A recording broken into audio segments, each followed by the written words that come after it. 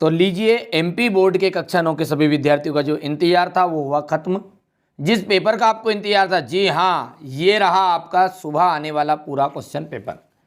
कुछ इस तरह का ही पेपर आपका रहने वाला है। मैं बता देता हूँ एक बार आपको पूरा प्रश्न पत्र, ठीक है। सारे क्वेश्चन 23 क्वेश्चन रहेंगे और पूरे 23 के 23 क्वेश्चनों का सॉल्यूशन मैं आपको अच्छे से समझाने वाला हूँ, ठीक है। तो देर किस बात की है, फटाफट से शुरू करते हैं और अच्छे से समझ लेते हैं। पहले चलिए इसको सेट कर लेता हूँ, है ना। वाद के जो जनक है वो माने जाते हैं। देखिए, प्रयोगवाद के जो जनक है वो है अज्ञ, ठीक है। प्रयोगवाद के जो जनक है वो कौन है, अज्ञ है। और अज्ञ का पूरा नाम क्या है, सच्चिदानंद हीरानंद वात्सल अज्ञ, ठीक है। तो पहला क्वेश्चन आपको समझ में आ गया होगा कि प्रयोगवाद के जनक है हमारे अज्ञ जी। हेमंत रंगनी के रचनाकार हैं, तो इनके रचनाकार है आपके माखनलाल चतुर्वेदी। श्रृंगार रस का स्थायी भाव है, श्रृंगार रस का जो स्थायी भाव है वो है रति। श्रृंगार रस का स्थायी भाव क्या है, रति है।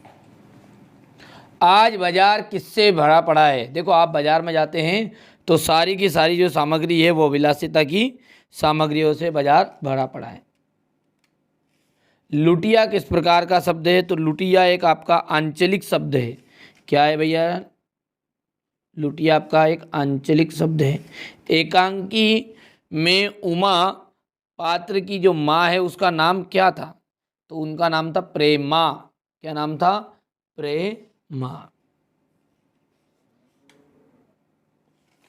अब देखते हैं रिक्त स्थानों को। थल थल बसता शिव ही, थल थल बसता शिव ही। चरण सरोज पखारन लागा, चरण सरोज पखारन लागा में अलंकार है, रूपक अलंकार है।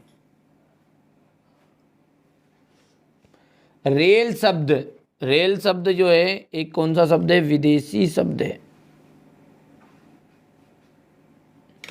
हम हाथी पे हल ना जुतवाया,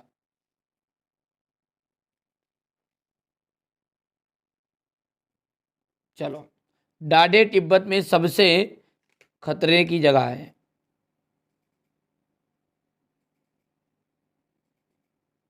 सांवले सपनों की याद रिक्त स्थान विधा की रचना है, तो एक है संस्मरण। अब देखते हैं जोड़ी, और जोड़ी आपकी रहने वाली है 6। कामायनी, कामायनी जो है एक क्या है, कामायनी है आपका एक महाकाव्य। चपला देवी द्विवेदी युग। आकाश, आकाश का जाएगा नभ और गगन। चौथा है आपका गोपाल, गोपाल प्रसाद, गोपाल प्रसाद का जाएगा वकील। पेशे से क्या थे, गोपाल प्रसाद वकील थे। चांदी का कटोरा, जोड़ी को पढ़ के जाना है पूरी जोड़ी। चलो, प्रसिद्ध संस्मरणकार आपका जाएगा यहाँ पर महादेवी वर्मा। और अंतिम में चांदी का कटोरा का जाएगा आपका महात्मा गांधी। हो गया। चलो आगे बढ़ते हैं और अगला देखते हैं क्वेश्चन नंबर 4। सत्य असत्य है आपके। अब छायावाद के जनक सुमित्रानंदन पंत माने जाते हैं, ठीक है। तो यहाँ पर ये आपके असत्य जाएगा। छायावाद का जो जनक है वो है आपके जयशंकर प्रसाद। फिर मैं बता दूं, हिंट दे रहा हूँ, जिस पे भी मैं निशान लगा रहा हूँ 100% क्वेश्चन आपके एग्जाम में सुबह आएगा, ठीक है। तो यहाँ पर अपन पूछ सकते हैं कि छायावाद के जनक है, तो जनक कौन है, जय शंकर प्रसाद। रहेगा ध्यान। अलंकार का सामान्य अर्थ है, अलंकार का सामान्य अर्थ है गहना, बिल्कुल सत्य बात है ये। विलासिता की सामग्रियाँ बाजार में कम मिलती है, ये आपका सत्य रहेगा, क्योंकि विलासिता की सामग्रियों से तो बाजार भरा पड़ा है। ही मात्र भर निपात शब्द है, तो ये आपका सत्य हो गया है। गोपाल प्रसाद स्त्री शिक्षा के समर्थक में थे, ठीक है। तो स्त्री शिक्षा के समर्थक में नहीं थे, वो थे स्त्री शिक्षा के विरोधी।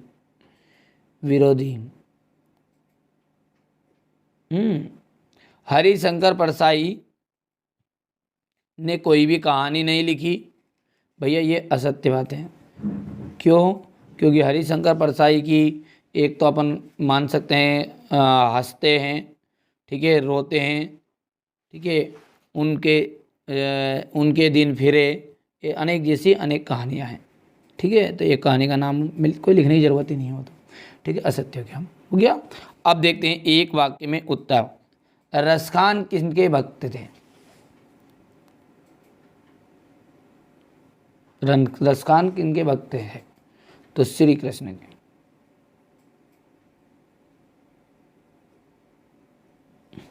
संचारी भावों की संख्या कितनी मानी जाती है? संचारी भावों की जो संख्या है वो कितनी मानी जाएगी? तो संचारी भावों की जो संख्या है वो 33। स्थाई कितने हैं? स्थाई भाव कितने हैं? 10 है। आज कौन सा जीवन दर्शन आ रहा है? उपभोक्तावाद का जीवन दर्शन।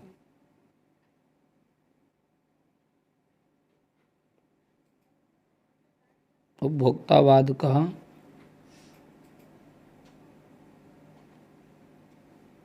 जीवन दर्शन। अंधकार शब्द का तद्भव क्या है? अंधकार शब्द का तद्भव है अंधेरा। परदादी ने आधा लोटा पानी किसे पिलाया? चोर को पिला मारा, कजल्ले को। चिंतामणि किसकी रचना है? तो आचार्य रामचंद्र शुक्ल की।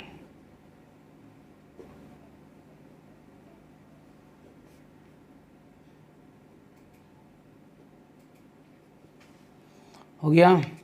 चलिए अब यहाँ पर क्वेश्चन नंबर 6 से ध्यान से देखो। क्वेश्चन नंबर 6 से आपको मैं बढ़िया से यहाँ से सॉल्यूशन दे देता हूँ, ठीक है। पहले आप प्रश्न पत्र का स्क्रीनशॉट लो, उसके बाद में अपन सॉल्यूशन को कंप्लीट करेंगे एक साथ ना। क्वेश्चन नंबर 10 हो गया, 11, 12, ठीक है, 13, 14। अरे यार भैया तू हट जा रहे। क्वेश्चन नंबर 15 हो गया। क्वेश्चन नंबर 15 के बाद में आ जाएगा क्वेश्चन नंबर 16। निपात शब्द से क्या आशय है? महाकाव्य और खंडकाव्य में 3 अंतर, संचारी भाव स्थायी भाव में 3 अंतर, आक्रामक क्रिया और साक्रामक क्रिया में 3 अंतर, संधि समास में अंतर। हो गया यहाँ पर क्वेश्चन नंबर 21, ये रहेगा, आप यहाँ पर देख सकते हैं। क्वेश्चन नंबर 21 के बाद में ये 22 और ये अंत में आपका 23। तो ये तो हो गया आपका क्वेश्चन पेपर। चलिए अब क्वेश्चन नंबर 6 से 23 तक का अपन सॉल्यूशन देख लेते हैं, ठीक है। कि यहाँ पर क्वेश्चन नंबर जो 6 है आपका, उससे सॉल्यूशन अपन देख लेते हैं हिंदी का। गद्य की प्रमुख विधाओं के नाम लिखिए। तो गद्य की प्रमुख विधाएं निबंध, कहानी, उपन्यास, नाटक, एकांकी, ठीक है। तो ये आपकी आगे के 5 आपको लिख देना है, ठीक है। बाकी ऐसा नहीं कि पूरी लिखना है। प्रेमचंद की कहानी की 2 रचनाओं, प्रेमचंद की किन्हीं 2 रचनाओं के नाम बताना है। तो 2 रचना, एक तो गोदान, 2 बेलों की कथा। उपसर्ग देख सकते हैं, उपसर्ग और या प्रत्यय की परिभाषा को उदाहरण सहित आपको बताइए, है ना, उपसर्ग और प्रत्यय की।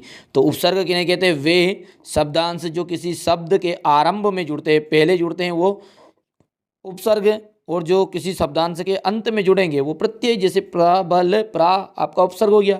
यहाँ पर देखिए सुंदरता, तो ता जो क्या आ जाएगा आपका यहाँ पर, ठीक है, प्रत्यय हो जाएगा। ग्रह और सूर्य का तद्भव, देखो ग्रह का तद्भव रूप हो जाएगा घर, और सूर्य का आ जाएगा आपका सन, यानी सूरज, ठीक है, सूरज लिखना आपको हिंदी में ना। संधि की परिभाषा को उदाहरण सहित आपको बताना है। देखो संधि क्या है? संधि का अर्थ होता मेल, 2 वर्णों के मिलने से जो विकार परिवर्तन उत्पन्न होता है उसे एक संधि कहते हैं। विद्याधनालय, विद्यालय, महाधन, ईश, महेश, ठीक है, महाधन, ईश, महेश हो गया है, ठीक है। समास की परिभाषा क्या है? दो या दो से अधिक शब्दों के मेल से एक नया शब्द बनने की प्रक्रिया होती है, उसे समास कहा जाता है। राजा का पुत्र राजपुत्र, नीला है जो कमल नीलकमल। तो ये आपका स्क्रीनशॉट भी लेते जाना है। आदिकाल को वीर गाथा काल क्यों कहा जाता है? स्क्रीनशॉट ले सकते हैं, आप पढ़ोगे जिसमें याद हो जाएगा, सिंपल है। सगुन, ये क्वेश्चन नंबर आपका 10। कवि रस खान के सौंदर्य भाव सौंदर्य की दो विशेषता है, ठीक है। कृष्ण प्रति भक्ति और प्रेम, सरल और सहज भाषा का प्रयोग। सुमित्रानंदन पंत की दो विशेषताएं भाव सौंदर्य की। कोयल की कूक सुनकर कवि की क्या प्रतिक्रिया थी? अरहर और सनई के खेत में कवि को कैसे दिखाई देते हैं? मुक्तक काव्य की परिभाषा हो गई है। प्रबंध काव्य की परिभाषा। यमक अलंकार की परिभाषा उदाहरण सही थे, ठीक है। अद्भुत रस को की परिभाषा उदाहरण सहित हो गया। निबंध की परिभाषा लिखते हुए किन्हीं भी दो निबंधों के नाम, निबंधकारों के नाम लिखना है। तो निबंध क्या है? गद्य की एक रचना है जिसमें लेखक किसी भी विषय पर अपने विचारों को व्यवस्थित और सुसंगत रूप से प्रस्तुत करता है। ये पढ़ोगे जिसमें याद हो जाएगा, सिंपल। रिपोर्टार्जी क्या है? आंखों देखा हाल। हजारी प्रसाद द्विवेदी की भाषा शैली की कोई दो विशेषताएं, ठीक है। हरिशंकर परसाई की दो विशेषताएं हो जाएगी। उपभोक्तावादी संस्कृति के दुष्परिणाम। सालिम अली के जीवन की दिशा बदलने वाली एक घटना। निपात शब्द हो गया यहाँ पर। विज्ञापन लेखन की विशेषताएं। महाकाव्य और खंडकाव्य हो जाएगा यहाँ पर। स्थायी भाव और संचारी भाव और स्थायी भाव में अंतर, ठीक है। आक्रामक और साक्रामक क्रिया, संधि और समास में अंतर। जल्दी स्क्रीनशॉट लेते जाओ आप, ठीक है भैया। आगे बढ़ते हैं तो क्वेश्चन नंबर 20 है आपका। ये आपका संवाद, छोटा लिख देना है आपको, कोई दिक्कत नहीं है। ये संवाद के दो हिस्से हैं आपके, पहला और ये दूसरा। क्वेश्चन नंबर 21 जो कि प्रश्न पत्र में मैंने आपको बता दिया सारांश उसका, और शीर्षक है मैत्री का महत्व, ठीक है भैया।